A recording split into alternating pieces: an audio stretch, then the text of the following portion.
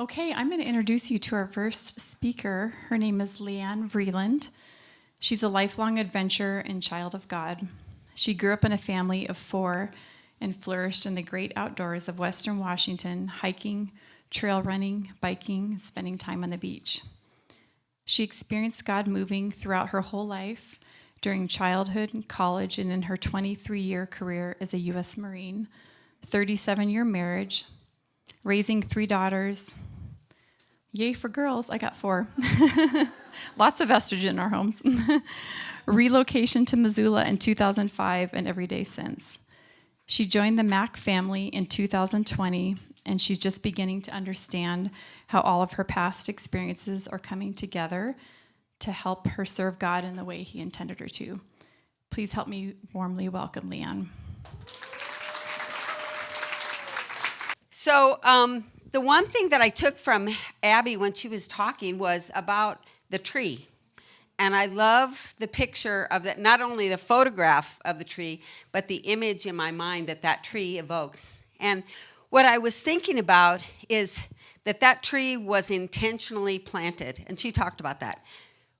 But not by accident, not by some haphazard circumstance. No, it was intentionally planted by the water, intentionally. And I love that picture that God paints for us of everything is intentional. All of you sitting where you're sitting, by the people you're sitting by, was intentionally designed by God today. So I think that that is so awesome to think about the detail in which God's plan is manifested for us. So one thing that tree story brought to mind is another tree story. So I'm just going to go ahead, and you guys have all read this, I'm sure, in Luke, the story of Zacchaeus, but I just want to refresh your memory, and then I'll have a little comment on it. So Zacchaeus, this is from Luke 19, 1 through 10. And Jesus entered Jericho and was passing through. A man was there by the name of Zacchaeus, and he was a chief tax collector and was very wealthy. He wanted to see who Jesus was, but because he was short, he could not, because he was short, he could not see over the crowd. So he ran ahead and climbed a sycamore fig tree to see him, since Jesus was coming that way. And when Jesus reached the spot, he looked up to him and said, "Zacchaeus, come down immediately. I must stay at your house today." So he came down at once and welcomed him gladly. All of the people saw this and began to mutter, "He's gone to be with the guest of a sinner?" But Zacchaeus stood up and said to the Lord, "Look, Lord, here and now I give half my possessions to the poor, and if I have cheated anybody out of anything, I will pay them back 4 times the amount." And Jesus said to him, "Today salvation has come to this house, because this man too is a son of Abraham. For the Son of Man came to seek and to save the lost." So when we hear that story, there's so many lessons in it. Oftentimes, I think they're focused on Zacchaeus and his shortcomings. He was a short guy. He was a tax collector. He was not held in high esteem by the community. He was kind of a lost soul. And one time, many years ago, I heard someone talk about the tree. And they said, decades earlier, God had planted that tree because he knew of this moment. He planted it next to the road that he knew that his son would be walking along, and he knew that this short in stature tax collector would be seeking to see him. So we hear oftentimes we hear that Jesus saw him in the crowd and in the tree. Jesus knew him, and Jesus saved him. But just think about the intentionality of our Lord that planted that tree many decades in advance in order for that all to happen. So just think about that, just the intentionality of where we are and what's happening in our lives. So one thing that Abby left out of my introduction is that I'm the world's leading authority on spiritual gifts.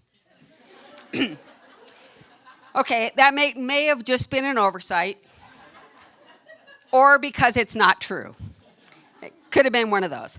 So just yesterday, I don't know why, I was thinking about, I wonder how many books are written on spiritual gifts. So I went to Amazon, looked only for hardbacks, so sorry for you paperback ladies. And I stopped scrolling after about 2 minutes, and I found books written in every language for men, for women, for teens, for professionals of every sort. And it sort of reminded me of, remember when Chicken Soup for the Soul got morphed into, so many different, or was it 7 Habits for Highly Successful People? Again, got morphed into so many things. So I was thinking that there's all these authorities out there or people that wrote the books. So we can either end this, I think we got 2 choices. We can either end this today, right now, everyone go home and buy all those books and read them, or we could go to the one book that we know to be true. Not that those others are not true, but boy, there was quite an array of information. So next slide, please. So what I did is I went through, I think it's probably true that the list of spiritual gifts may be bigger than this. I only went to the New Testament. Can you guys see the references up there? Okay, so I went to the New Testament and basically looked at what Paul wrote. There's quite a bit of information in 1 Corinthians, so I pulled those out. Romans, Ephesians, there's a couple of 4 references to spiritual gifts. And then Peter, I put Peter's in there because of hospitality, because I know so many people here, as I'm looking at faces, are gifted with hospitality. So I wanted to include that because that's so important. So there you go. That's it. So I think what I'd like you ladies to do is figure out which one of these best suits you and get busy.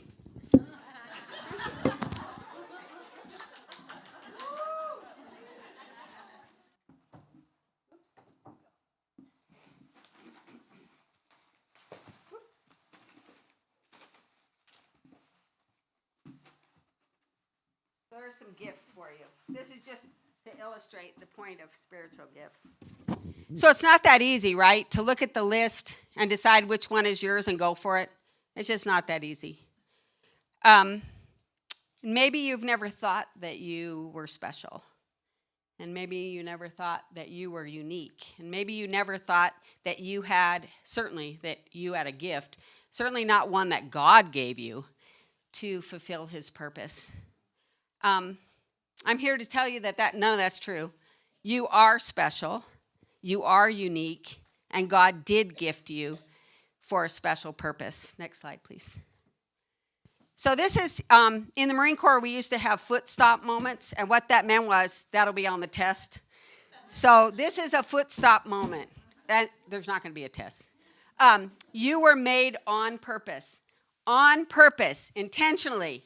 You didn't just happen. No matter what the world has told you, not what your story has been through your life, you were made on purpose. Not only that, you were made for a purpose. So I think that that's so important.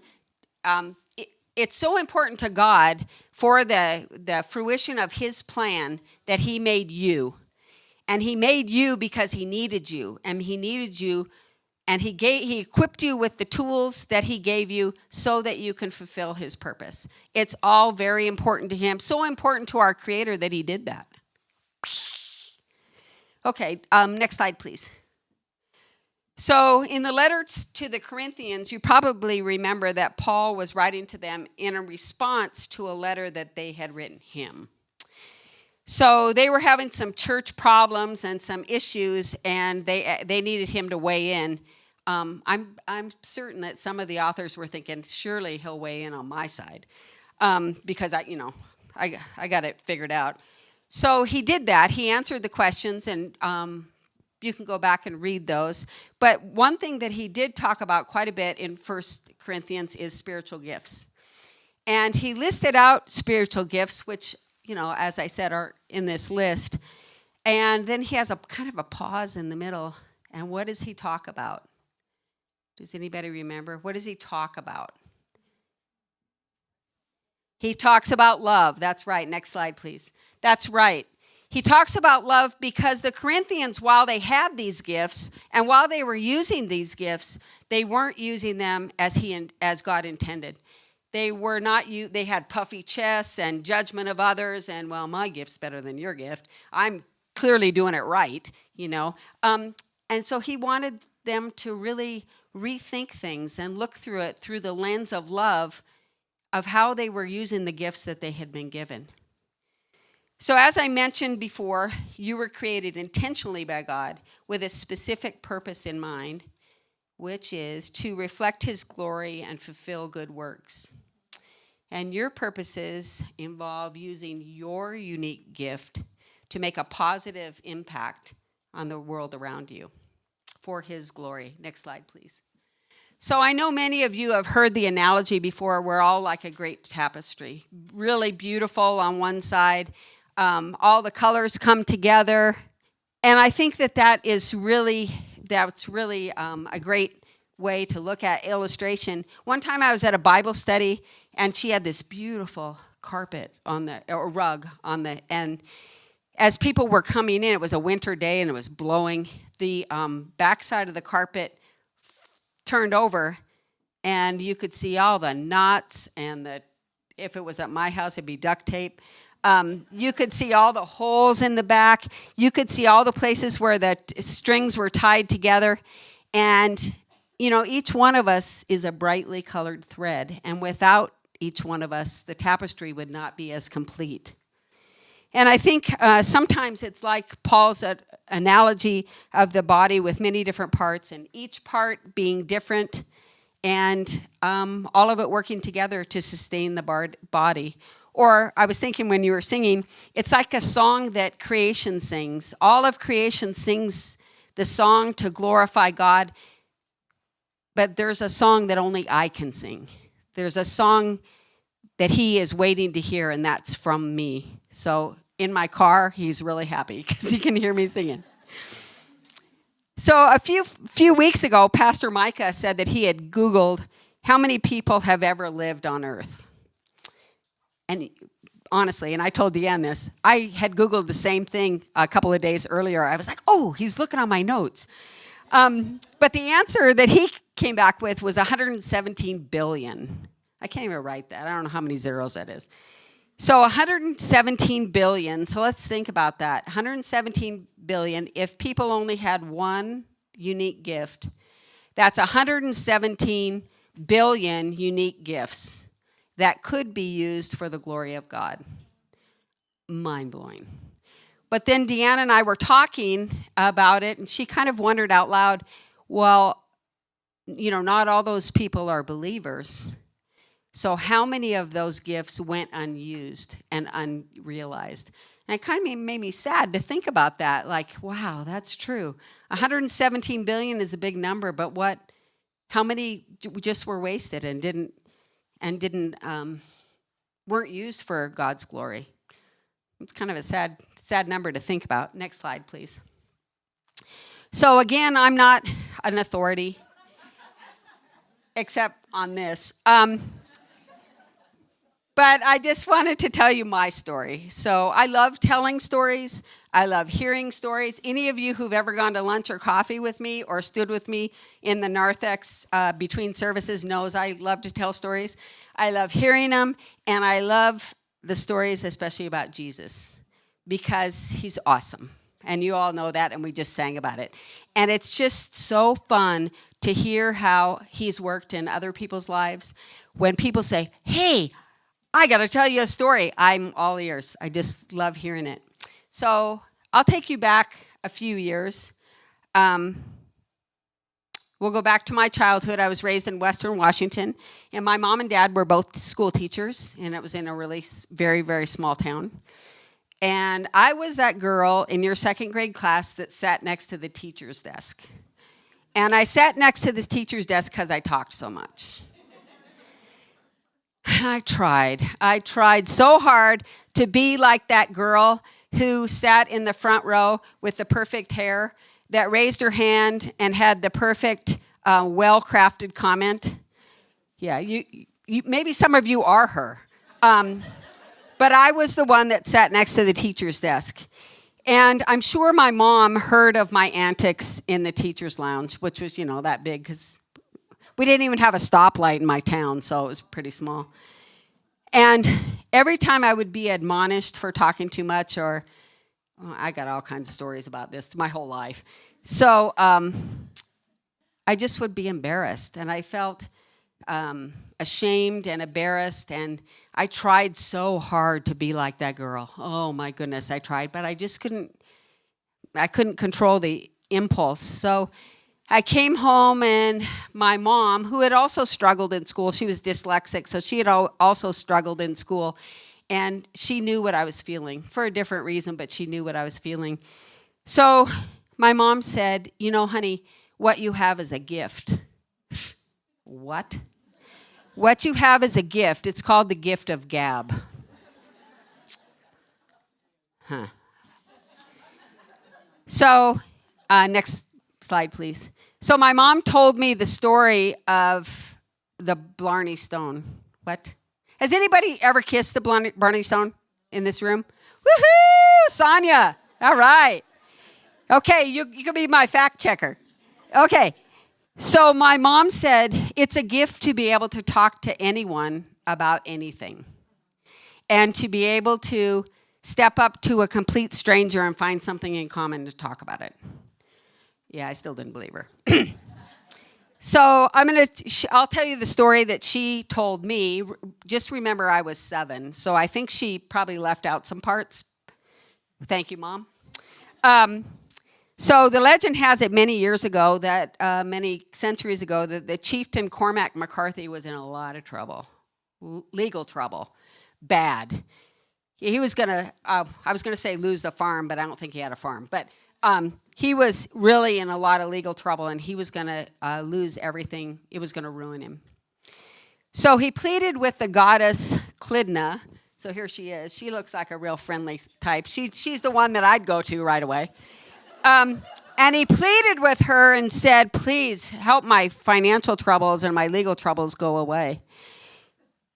So what my mom probably left out is what he owed Clydna for this favor. I don't know. I was 7. But anyway, she told him, well, if you kiss a stone on the way to court, you will get out of legal trouble. So imagine how bad it was that he said, okay. So he kissed a stone on the way to court, and sure enough, when he got there, he delivered this eloquent defense, and he was cleared of all charges. So Sonia can probably tell us that this is the Blarney Castle, and the stone itself was embedded into so now you can kiss it. Were you there before the bars were put in? Or were they after the bars? Yeah. Okay, so what I read, I've never been there, but what I read is that these bars were just recently added, and also the handholds, so you could hang on to kiss the Blarney Stone. And I just, of course, was thinking, I wonder how many people fell. I mean, it's quite a ways up there. But anyway, so that's the story of the Blarney Stone, and I was still unconvinced.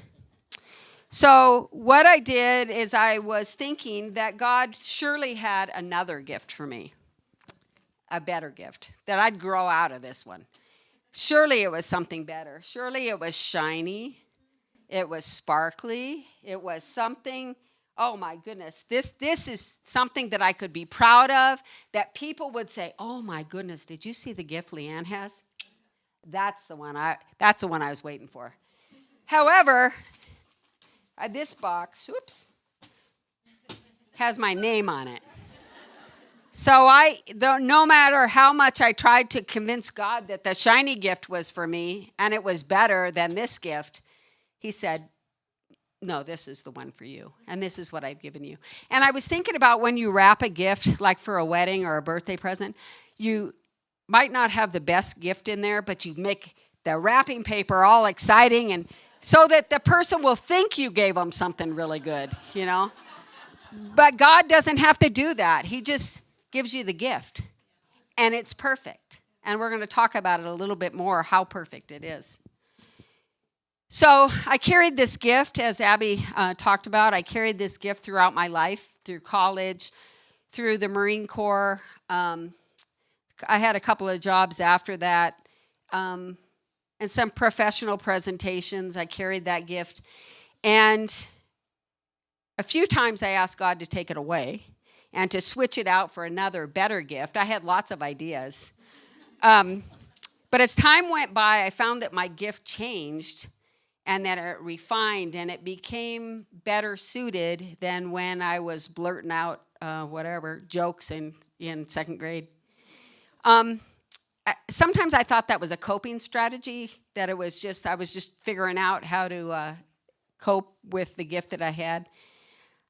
Looking back now, I can see that he used my life circumstances and taught me how to use it more effectively, good and not so good, to grow my gift.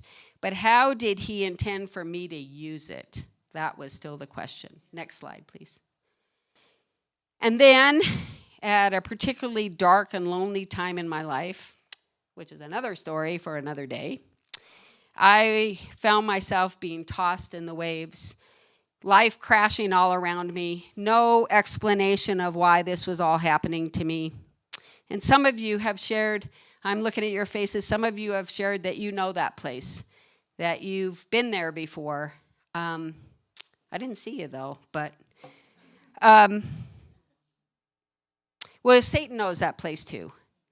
And he's well practiced at telling lies and instilling doubts in us and making us feel like that gift is not really a gift. It just happened, and you're not really that good at it anyway. So I cried out to God about how lonely and how broken I was and how I didn't know my place, and I didn't know what I was supposed to be doing here in the first place. And it was then, next slide please, in that silence, in that dark, that he spoke to me and the sun came up. And I felt the light breaking. And I realized he'd given this gift to me for. He wanted me to talk about him. And he wanted me to talk about his glory and his son and the ways that I had seen him move in my life, even though I didn't realize it at the time, the way that I saw him move in my friends' lives, my family's lives, and he just wanted me to talk about him. And this time I listened. And sometimes he wants me to talk to people, like my mom had said, thanks, Mom, people I don't even know, to just talk. I just feel compelled to talk about Jesus to people I don't even know. And so now I realize what a gift it was. So for me, the revelation of my gift came during my childhood. But as you now know, I didn't see it as a gift back then. It took years for me to refine the gift, or more accurately, for God to refine the gift in me. And for the realization of my gift to come in the middle of a dark, stormy night. So now every time I hear a story about Jesus, and every time I tell a story about Jesus, I feel like this is right. This is what was meant to be, and I had been missing it all along. So praise God. Thank you so much. So that's my story, and your story and your gifts are unique to you, and I can't wait to hear it. So sometime catch me, and boy, we'll talk about it. So next slide, please.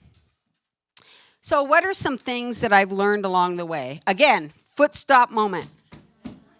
Is you were made on purpose. No accidents here, sisters. And Connor.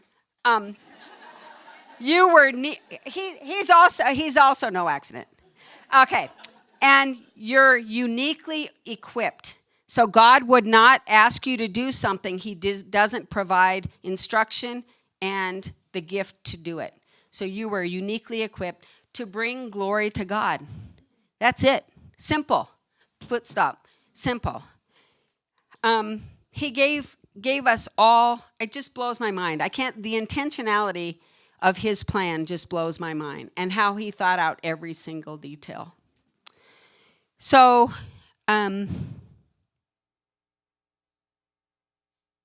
next slide, please. So your gift is specifically designed for you. It's a perfect fit. There's no gift receipt, so you can't take it back. You can try to ignore it, which I did, but it's always there. You can't give it to someone else. Also tried it. It isn't transferable. So your gift is designed for you, and just embrace it. Next slide, please. You may have multiple gifts, and it's interesting that when I look around, I can see multiple gifts. And we talked about, when we were getting ready for this event, we talked about that some people have several gifts. And depending on what's going on in your life and what season you're in, one might take prominence over the others. So if you think about it, you can probably identify times in your life when you were stronger in one area, and other times when circumstances changed, or you had kids, or the kids moved out, one of those, your gifts changed. And how he wants you to use them changed as well. Next slide, please. So your gift may look different than somebody else that has the same gifting. So I'm going to give you 2 examples. I have 2 friends. To my knowledge, they don't know each other. Maybe they do. And they are both gifted with hospitality. So the first gal, she was recently widowed, I'd say within the last 5 years, and her kids are grown and have moved away. And she has a big house. And I will tell you, those guest rooms are never empty. Never. She hosts the people at the choral festival. She hosts marathon runners when it's marathon time. She has a host of people staying at her house. She even is actually signed up on several websites to provide a night stay, a meal, and a hot shower to cyclists that are coming through town. And you know, we're on the national bike route. So she always has people at her house. I have a time or two feared for her safety, thinking, do you even know these people? I mean, you're just leaving your door unlocked and they come in. Knock on whatever that is. We haven't had any incidents. But you know what's so fun is to go out to lunch with her, because you never know who she's going to bring. And they have a cool story. And so it's really fun to be with her because of that. And I think that's my idea of hospitality. But I have another friend, and her home is her sanctuary. And she does so much for the community that when she comes home, it's her sanctuary. That's where she rests. That's where she relaxes. That's where she seeks fulfillment with the Lord. However, I don't know how many sets of tires this woman goes through. She is forever in that vehicle, taking meals to people, helping people, bringing clothes, giving rides. She is always, every time I talk to her, when I call her on the phone, I hear the car in the background. I say, are you in your car? Yep, I just got one more stop, and then but it's so great that her ministry is faced outward and outside of her home, but it's still hospitality. And you know what these 2 women have in common? When you see them, they have the biggest smile, the warmest hug, and when they say, how are you doing? They're really asking. They're not asking for a flippant answer, oh, good, or living the dream. They're not asking for that. They want to know, how are you doing? So just that's a long way of saying that your gift may look different, and don't judge the way that you, because we can always be hardest on ourselves, but don't judge the way that you use your gift as compared to the way somebody else uses it, because it's all the way that God intended. Next slide, please. So your gift has no expiration date. So no matter how old or how your circumstances have changed, your gift does not expire. You can't say, well, I'm too old to do that. Because you know what? God will hear that, and he'll just shift things around a little bit and make it possible. So never think that you outgrew your gift, or that you're too old, or that circumstances changed, or maybe my kids moved out, or my husband passed away, or I don't have a husband, or I got divorced, or whatever, it doesn't expire. Your gift does not expire. God knows you. He knows your circumstances, and he will be right there to support you in the using of your gift. Next, please. Thank you. The time to use your gift is now. And though the world may discourage you or encourage you to compare your gift to somebody else's, or your pride or your self-accomplishment, don't fall for it. Don't fall for it. Use your gift as God intended. And that's easy to say, but what if it's not clear to you? Well, you can go to one of those gazillion books that I told you about, or you can just ask God. And I encourage you to find a quiet place, to quiet your mind, to let the distractions fade away, and just ask him. And be prepared, in my case. I got lots of asking, but be prepared to listen. And it's that still, quiet, small voice that he will use to answer you, and he will tell you. And another one of the things I'm working on is patience. So if you could just answer me right now, because I got lots of things to go on. I got to get out of this house, and I got be patient, and just let him talk to you. And yeah. So next, please. So this is another foot stomper beyond the test. Fulfilling God's purpose for you is the ultimate reward. And the title of our event today is Living Fulfilled. And there's the secret. It's not a secret anymore because you all know.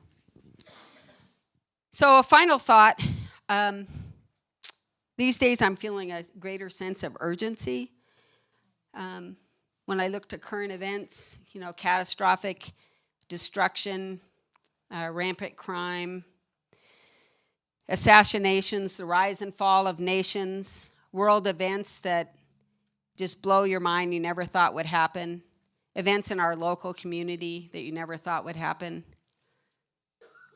You watch the news too, so fill in the blank, you guys know. I'm reminded that our days are numbered, and we don't know how much more time we have. On a little brighter note, the sun goes down each evening, and we know that we're one day closer to Jesus' return. Woo-hoo! Mark 13:32 tells us, but about that day or hour no one knows, not even the angels in heaven, nor the Son, but only the Father. So it could be today, after dessert, I'm hoping. Sorry. You in the front row need to move back so the lightning bolt doesn't hit you guys. So I leave you with the thought of, I was thinking about what Mordecai told Esther when Esther was really vacillating back and forth about, do I remain quiet or do I speak up? And in part, on Esther 4:14, and who knows but that you have come to your royal position for such a time as this. And I would say that about us. We're all here to get today, and God designed that. So I just wanted to thank you, each one of you, and God watch over you and bless you. It's really been a great opportunity to share some thoughts with you today. Thank you.